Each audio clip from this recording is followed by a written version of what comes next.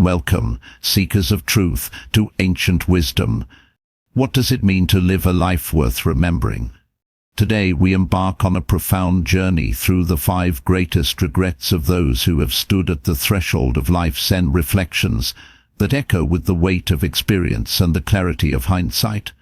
These are not mere laments but lanterns illuminating the path to a wiser, more meaningful existence. Imagine Marcus Aurelius pausing beneath the Roman sky, or Nietzsche wrestling with the eternal recurrence of his days. Each would urge us to heed these lessons. This exploration, rooted in the philosophy of wisdom, invites you to reflect deeply and act boldly. Join us at Ancient Wisdom as we uncover these timeless truths, and don't forget to subscribe for more meditations on life's deepest questions. In this sacred space of ancient wisdom, we traverse the confessions of those who've glimpsed life's fragility, regrets that resonate across cultures and eras, from the stoic halls of antiquity to the introspective silence of modernity. These 5 regrets: living untrue to oneself, neglecting loved ones, missing life's simple joys, withholding emotions, and forsaking health, are not just tales of sorrow but invitations to awaken. Picture an elder, like a weathered philosopher, gazing back at a life half-lived, whispering to us across time, "Do not repeat my errors." Here, we weave their stories with philosophical insight, drawing from the stoicism of Marcus Aurelius, the existential fire of Nietzsche, and the serene mindfulness of Buddhist thought. Our mission is not to dwell in melancholy but to ignite a spark of resilience and emotional intelligence within you. Why do we linger on regrets?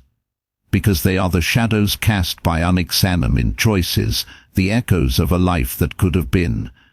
At Ancient Wisdom, we believe philosophy is not an abstract pursuit, but a practical artful of wisdom that guides us through human behavior and societal norms. These stories, drawn from real souls like Mrs. Han, Mr. Hu, and others, are mirrors reflecting our own potential missteps. Mrs. Han, a would-be musician turned accountant, sacrificed her dreams for others' expectations. Mr. Hu, a successful yet lonely businessman, traded family for fortune. Mrs. Lan, a tireless mother, forgot life's quiet pleasures. Mr. Nam, a stoic father, left love unspoken. Mrs. Tuyet, a healer, neglected her own vitality. Each tale is a thread in the tapestry of wisdom philosophy, urging us toward mindfulness and mental resilience. This is not a lecture but a conversation, one that spans generations and philosophies, from Epictetus's call for emotional control to Kant's insistence on living authentically. As you listen, ask yourself, what matters most to me? What legacy will I leave? Ancient Wisdom is your companion in this quest, offering not just stories but strategies, psychological, social, and existential, to craft a life of purpose. These regrets, though born of loss, are gifts of clarity. They remind us that time is finite, yet our choices are infinite. Subscribe now, and let's journey together toward a life less regretted, where every moment is a step toward truth and fulfillment. The 5 greatest regrets when life passes. What is a life well lived? The question haunts us as we navigate the fleeting dance of existence, a dance that too often ends with a sigh of regret. Across the ages, from the stoic meditations of Marcus Aurelius to the piercing insights of Nietzsche, philosophers have sought to unravel the threads of human longing and loss. In the twilight of their days, many souls, ordinary yet profound, voice 5 recurring laments, each a testament to the fragility of our choices and the depth of our yearnings. These are not mere anecdotes but beacons, illuminating the contours of wisdom philosophy, a pursuit that marries resilience with reflection. Let us explore these 5 regrets, not as burdens, but as invitations to live with greater courage, clarity, and connection. The first regret strikes at the heart of authenticity. I did not live true to myself, I lived too much for others. Consider Mrs. Han, a woman whose spirit once sang with the dream of music. In her youth, she envisioned herself crafting melodies that would ripple through time, a bard of her own destiny.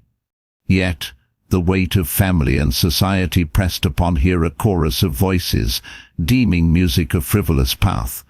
She yielded, donning the garb of an accountant, her days measured in ledgers rather than notes.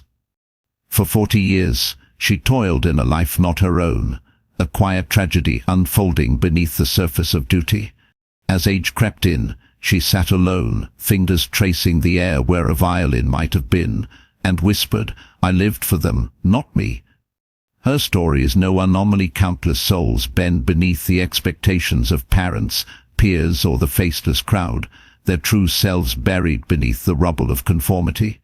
Marcus Aurelius might have counseled her, "You have power over your mind, not outside events. Realize this, and you will find strength." Yet, realization came too late. Her message to us is a clarion call: dare to be yourself, even if it sets you apart. Life is too brief to wear another's mask. This regret is a mirror to our own lives. How often do we silence our inner voice for the sake of approval? Stoicism teaches us to focus on what lies within our control, our actions, our will, but it also demands we align them with our deepest truths. Nietzsche, with his doctrine of eternal recurrence, would ask, could you bear to live this life, this choice again and again? For Mrs. Han, the answer was a quiet no. Her tale stirs us to examine our own paths. Are we crafting a life we can affirm, or one we will mourn? The philosophy of wisdom bids us to peel back the layers of expectation, to stand firm in our essence, for in authenticity lies freedom, not just from regret, but from a life half-lived. The second regret shifts our gaze to those we hold dear. I did not give enough time to my loved ones. Mr. Hu, a man crowned with worldly success, once believed that wealth and renown could fill the soul's deepest wells. A titan of industry, he poured his youth into the forge of ambition, each triumph a brick in his towering legacy. Yet, in his fervor, he missed the quiet milestones, the birthday of his son, the anniversaries with his wife, the simple dinners where laughter binds hearts. Retirement brought not peace but a hollow reckoning. His son, now a stranger, no longer shared the small tales of his day. His wife, accustomed to solitude, drifted in her own orbit. I traded everything for success, he confessed, only to lose what mattered most. His story echoes a truth the Stoics knew well: external goods are fleeting, but the bonds of love endure. Epictetus might have reminded him, wealth consists not in having great possessions, but in having few wants. Yet, Mr. Hu's wants were misplaced, and the cost was a family grown distant. This lament reverberates through time, a reminder that our truest wealth lies not in gold but in presence. How often do we, like Mr. Hu, chase shadows while the light of connection fades? Buddhist philosophy speaks of impermanence, urging us to cherish the now, for tomorrow is not promised. The moments we give to those we love, listening to a child's dream, holding a partner's hand, are the threads of a tapestry that outlasts marble monuments. Mr. Hu's advice is a gentle plea: prioritize the ones who matter. These fleeting hours, spent in love and laughter, become the memories that cradle us in our final days. Wisdom philosophy does not scorn ambition but tempers it with balance, reminding us that no success is whole if it leaves us alone. The third regret unveils a subtler loss: I was too busy to enjoy life's simple joys. Mrs. Lan, a single mother, bore the weight of survival on her shoulders. For 30 years she labored without pause, her days a blur of toil to raise her son. Duty was her compass, and she followed it relentlessly, forsaking the small delights that weave richness into existence. No afternoons lingered by the sea, no quiet hours with a book, only the grind of necessity. When her son, grown and gone to study abroad, left her in an empty home, she sat in silence, a stranger to herself. I forgot how to live, she said, her voice stinged with wonder and sorrow. Life, she realized, is not merely a ledger of tasks, but a canvas of sunsets, a symphony of tranquil moments, a cup of tea savored, a breeze felt against the skin. A regret is a poignant echo of Epicurus, who taught that true pleasure lies in simplicity, not excess. In our modern rush, Mrs. Land's story is a warning. We race through days, tethered to screens and schedules, blind to the beauty that surrounds us. Stoicism bids us to practice mindfulness, to dwell fully in the present, where joy resides.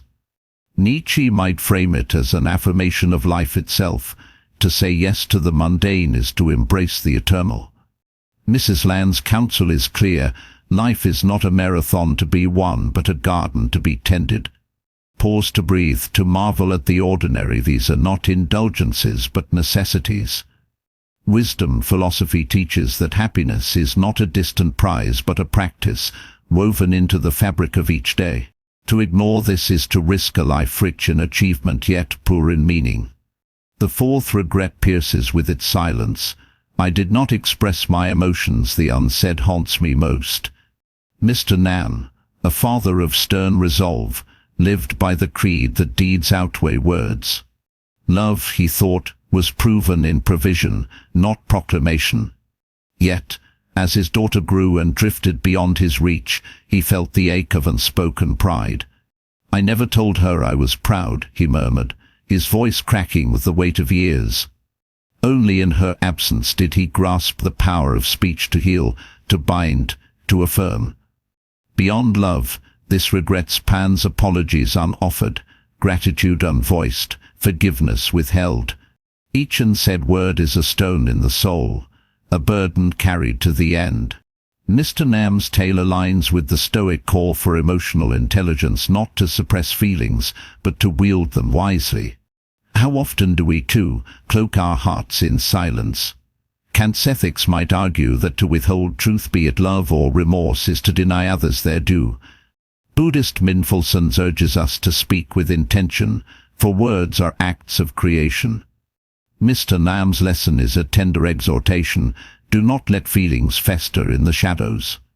A simple "I love you," a heartfelt "thank you," or a humble "I'm sorry" can mend what time has frayed. Wisdom philosophy does not demand we bear all, but that we share what matters. In expression we find not weakness but strength, a bridge to those we cherish, a salve for the spirit. The fifth and final regret roots us in the body. I did not care for my health until it was gone. Mrs. Yet, a nurse who mended others, ignored her own frailty. Amid the chaos of her calling, she dismissed the whispers of exhaustion, the warnings of a weary frame. Work was her altar, and she sacrificed herself upon it until a chronic illness stole her vigor. Health is the foundation, she said, her eyes tracing a past she could not reclaim. Without it, all else crumbles. Her patients, too, echoed this truth, their regrets a chorus of neglected sleep, poor diets, and unheeded signs. Mrs. Tute's story is a stark reminder that we are not invincible, that the vessel of our being demands reverence. The Stoics, ever practical, would nod in agreement. To neglect the self is to undermine the mind's dominion. This regret is a call to action, resonant in an age of excess and distraction. Epicurus sought at a rash peace of mind through moderation, a balance Mrs. Yet forsook. Modern behavioral psychology underscores her insight. Resilience begins with care, for body and soul are intertwined. Her plea is urgent: tend to yourself now, not later. A walk in the dawn, a meal savored slowly, a night of rest, these are not luxuries but lifelines. Wisdom philosophy frames health as the bedrock of virtue, the silent partner to every aspiration. To honor it is to honor life itself, ensuring we have the strength to pursue all else we hold dear. These 5 regrets: authenticity lost, loved ones neglected, joys bypassed, emotions stifled, health forsaken, are not endpoints but beginnings. They are the raw material of philosophical insight, sculpted by the hands of those who've lived and learned. From Mrs. Hand's stifled melodies to Mrs. Suits faded vitality. Each voice offers a gift, the chance to choose differently. Stoicism lends us discipline. Nietzsche passion, Buddhism presence. Together they forge a path through the chaos of existence. Life is a journey, not a sentence. Its meaning lies not in its length, but in its depth. These lessons, distilled from tears and time, beckon us to act, to live with intention, to love with abandon, to savor with awareness. What will you carry when your days draw to a close? At Ancient Wisdom, we've walked through the 5 greatest regrets of those who faced life's end, not to mourn, but to awaken. These stories of Mrs. Han's unlived dreams, Mr. Hu's distant family, Mrs. Nan's forgotten joys, Mr. Nam's silent love, and Mrs. Chute's lost health are lanterns on the road to wisdom philosophy. They teach us that life, though fleeting, is ours to shape. Authenticity, connection, presence, expression, and vitality, these are the pillars of a life well lived, a legacy worth leaving. You cannot rewrite yesterday, but you can author tomorrow. Let these voices guide you to a future where regret gives way to fulfillment. We invite you to reflect. What resonates with you? Share your thoughts in the comments, your regrets, your resolutions, and let's build a community of seekers at Ancient Wisdom. If this journey stirred you, pass it along to someone who needs it, and subscribe for more meditations on life's mysteries. Next, join us for a special discussion with guests Emma and Alexander, who'll share their own reflections on living wisely. Their insights follow right after this. Don't miss it. Here at Ancient Wisdom, we're not just pondering life, we're living it, one truth at a time. Hey everyone, and welcome back to another Deep Dive with us. Today we are exploring a fascinating topic. Yeah. Regrets. The 5 biggest regrets that people have at the end of their lives. Right. We're using this really interesting blog as a source called Ancient Wisdom. Okay. And it's all about kind of these philosophical reflections on life. I like it. Yeah. And so the interesting thing is, instead of it being kind of a bummer topic, Right. we're going to look at it as a guide to live more fully right now. Yeah, I think you can definitely use those end-of-life reflections as a way to sort of like pave a better path for yourself. Exactly. Like Yeah. learn from the mistakes or the missed opportunities of others. So the first one we're diving into is not living true to oneself. Okay. And the blog actually tells this story of this woman, Mrs. Han, who had this dream of a life that was like immersed in music. Okay. But, you know, there's always like societal and familial pressures Right. that kind of pushed her toward a more practical career. Right. So she ended up becoming an accountant, Uh-huh. which on the surface sounds fine. Yeah. But she ended up spending her life fulfilling everyone else's expectations, but pushing her own passions aside. It's so easy to fall into that trap, though. Yeah. Like where you're living for other people's expectations and not really checking in with yourself Yes. and what it is that you want. And how do you even know what you want sometimes? Right. Well, that's a whole other deep dive. The whole other one, yeah. But I think that's where this idea of like looking at the regrets can help. Yes. Because it can give you that like little nudge Totally. to start exploring. Yeah. And like in Mrs. Han's case, maybe if she had pursued music, like maybe she wouldn't have had like the financial whatever. Stability. Right. But would that have been a worse life? That's the question, isn't it? It's Yeah. like, what is our definition of success? Totally. The blog even quotes Nietzsche. Oh, wow.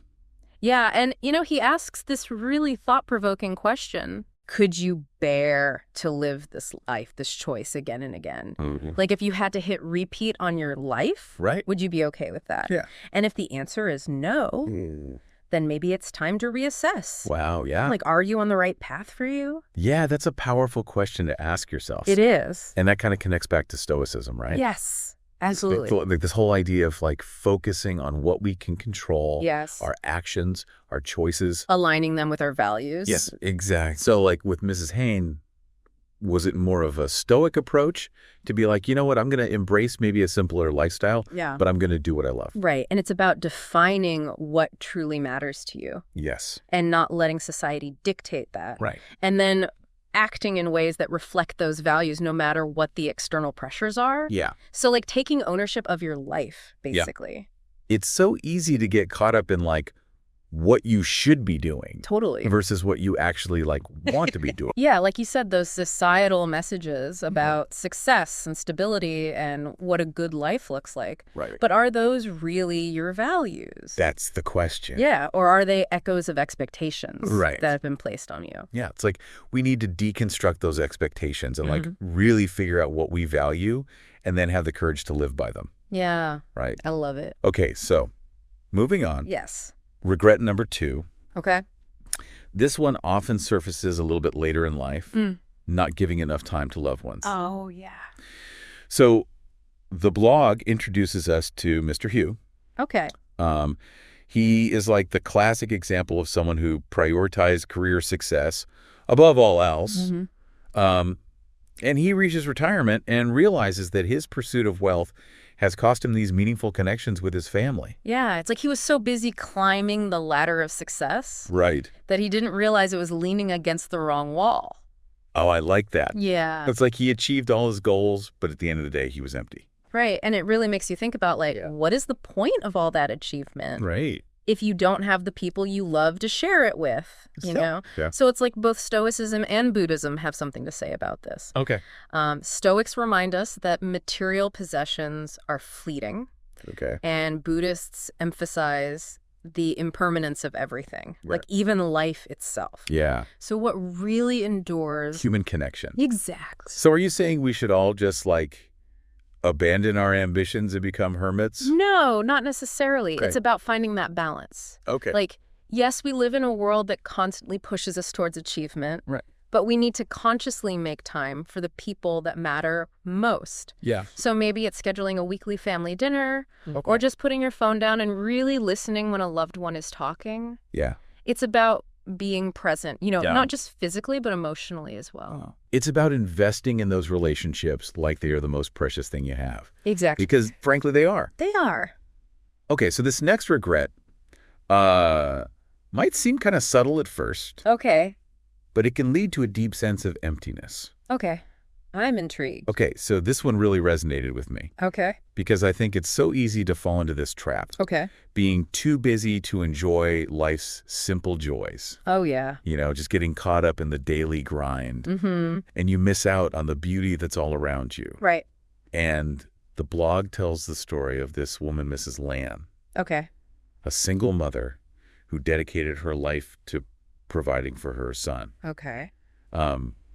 But she was so focused on responsibility Right. that she neglected all these little things that bring joy. Oh. And so once her son grew up and moved out, Yeah. she was left with this feeling of, what was the point of all that hard work? It's like she was so focused on the future Yeah. that she forgot to live in the present. Right. It's like she missed out on the present. Complete. Yeah. Yeah. Yeah. And, you know, there's this ancient Greek philosopher, Epicurus, Okay. and he developed a whole philosophy Wow. around this He's idea. going the simple joys. Yes. Finding pleasure in simplicity. So you're saying philosophy can help us enjoy life more? I am saying that, yes. Tell me more. Okay, so Epicureanism, in a nutshell, Okay. emphasizes finding happiness not in like excess or luxury, Okay. but in those simple pleasures, Right. like good company, meaningful conversations, Yeah. appreciating the beauty of nature. Yeah. The key is being present in those moments. Right. And really savoring them. So instead of always chasing bigger and better, Right. we should be learning to appreciate what's right in front of us. Exactly. Yeah. And that ties in so beautifully with this Stoic concept of mindfulness. Okay. It's about being fully present in each moment, Right. noticing the little things like the taste of your coffee or the warmth of the sun on your skin. Yeah. Just breaking free from that autopilot mode. Yeah. We all get stuck in. I'm realizing like these regrets, they're not just about what we didn't do, Right. but also how we approached life. Yeah. It's like a mindset shift. Absolutely. Okay, so this next one, regret number 4. Okay. This one delves into a realm that I think a lot of people struggle with, Okay. not expressing emotions. Mm-hmm. This is a tough one, I think, for a lot of people, you know. Yeah. Um, It's a sensitive area, it is. for sure. The blog tells the story of this guy, Mr. Nam. Okay. And he was a father who had a really hard time, like, expressing his feelings to his daughter. Like his love, his pride, all that. Yeah, all of that. Mm-hmm. And later in life when his daughter wasn't around as much, Right.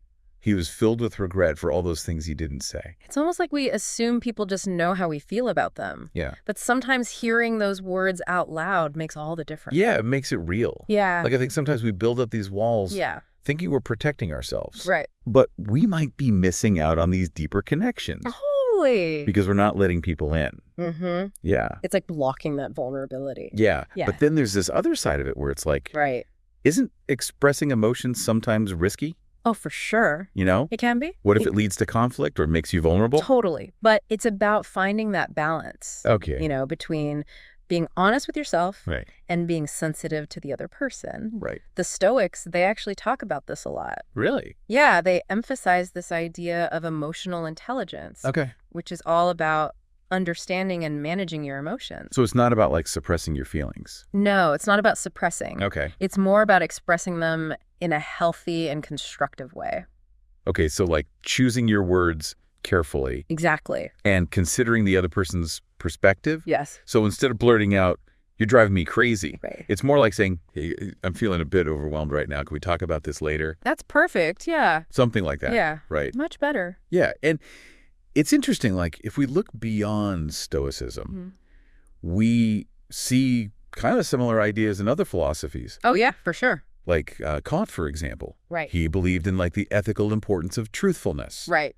And then Buddhism Mm-hmm. stresses mindful communication. It's about being authentic, Okay. but also being compassionate. Yeah. So it's like communication is an art It is. and something we can all probably work on. Oh, absolutely. Okay. You ready to tackle the last one? Yeah, bring it on. This one is particularly relevant, I think, in today's like fast-paced world. Yeah, for sure. It's the one we often like put off until it's too late, Oh, no. neglecting health. Yes. The blog introduces us to Mrs. Tuyet. Okay. She was a nurse who dedicated her whole life to caring for others. Okay. But in the process, Mm-hmm. she totally disregarded her own well-being. Oh, wow. And so the result was chronic illness Yeah. and this deep sense of regret Makes sense. for not taking care of herself. It's like that classic saying, you can't pour from an empty cup. Oh, yeah. Right. If we don't prioritize our own health, Right. Yeah. we won't have the energy or the resilience Yeah. to really show up for ourselves Right. or for others. It is so easy to get caught up in the daily grind Totally. and push ourselves to the limit. It's that hustle mentality. Yeah, and I'm definitely guilty of that sometimes. Yeah, we've all been there. But it's like Mrs. Tuyet's story Mm-hmm. is like this powerful reminder Yes. that our health is really the foundation For everything. for everything Yeah. in life. Yeah, and the Stoics, they were big on this too. Really? Yeah, they believed that taking care of your physical health was like essential for mental strength. Okay. And Epicurus, remember him? Yeah, the simple joys guy. Yeah, he emphasized this concept of ataraxia. What is that? It means like peace of mind. And he believed you could achieve this through moderation, Okay. like finding balance in all areas of life, Including health. especially health. So you're saying that self-care isn't selfish. No, it's essential. Okay. It's a responsibility to ourselves and to the people around us. It's about making those choices that support your well-being in the long run. Exactly. So like maybe incorporating regular exercise, Yeah. eating nourishing foods. Yes. Setting aside time for relaxation, all of that. It's amazing how these like simple things can have such a big impact on our well-being. Yeah, it's not about like drastic overhauls. It's Right. just those small, consistent steps Yeah. that make a difference. So think about it this way. Yeah. Like how much more effectively could you pursue your passions or connect with loved ones or even just enjoy life Right. if you were operating from a place of good health? Yeah. It And goes vitality. It eases everything. It does. Yeah. It really reframes this whole idea of self-care. Yeah. It's not just about pampering yourself. Right. It's about like setting yourself up for success. Yeah, in all areas of life. Okay, so we've gone through these 5 regrets now. Yeah. These glimpses into like the wisdom gained from lives lived. Mm-hmm. What are like your takeaways so far? Well, I'm really struck by how interconnected they all are. Yeah. Like they're all pointing towards this theme of living intentionally. Yeah. Like whether it's aligning our actions with our values or prioritizing relationships, savoring those simple joys, expressing our emotions, caring for our well-being. Right. It all comes back to making conscious choices that shape our lives. It's about taking ownership of our lives Yeah. and, like, recognizing that we actually have the power to create a life that we can look back on with pride and fulfillment. Exactly. We don't have to just drift through life reacting to circumstances. Right. We can actively shape our experiences. And the cool thing is, Yeah. it's never too late to start. That's so true. Even if we've made choices we regret in the past, we can always choose differently moving forward. Every moment is a new opportunity to shift gears, to realign. Awesome. Yeah. So as we kind of wrap up this deep dives into these 5 greatest regrets, let's shift our focus from the past to the present moment. Yes, let's do that. So imagine for a second, years from now, Okay. you're looking back on your life. Maybe you're surrounded by loved ones, or maybe you're just reflecting on your own. Yeah. But what would bring you the most satisfaction at that moment? Ooh, that's a good question. Yeah, what choices would have made that journey, like, worthwhile? Yeah, it really forces you to think about what truly matters Right. when you strip away all the other stuff. Exactly. And it doesn't have to be about, like, fame or fortune. Right. It could be like knowing you had strong relationships, or you pursued your passions, or just lived with, kindness and integrity. Those are the things that really matter at the end of the day. Exactly. It's those little choices that add up over time. Totally. Maybe it's that moment when you spoke your truth, even though it was scary, Yeah. or that time you put aside work to just be with your kids, or that commitment you made to your own well-being so you could show up for yourself and others. All those seemingly small moments. Yeah. Yeah, they weave together to create a life well lived. It's like we have this amazing opportunity Right? to shape our own destinies, Yeah. to learn from the regrets of others and create this future that is just, like, full of meaning and purpose. And we don't have to do it alone. That's right. Like, we have this whole community of deep divers Yeah. all on this journey together. We can support each other, share our struggles, Absolutely. celebrate our wins. Hold each other accountable. Yes, exactly. Exactly. It's amazing. Oh. So as we wrap up this deep dive, Okay. remember that journey towards a life with fewer regrets. It starts right now Yeah. with that small step, that conscious choice, that commitment to living with intention Yes. and authenticity. It's a journey, not a destination. Right. There will be bumps along the road, Oh, yeah, for sure. challenges to overcome. Totally. But even those challenges are opportunities to learn and to grow. It's all part of the process. It is. So keep exploring, keep questioning, keep diving deep. Yes. And most importantly, Yeah. keep living a life that you can look back on and say, I wouldn't change a thing. Beautifully said. I love that. Until next time, deep divers, Keep seeking wisdom. and keep living a life that matters.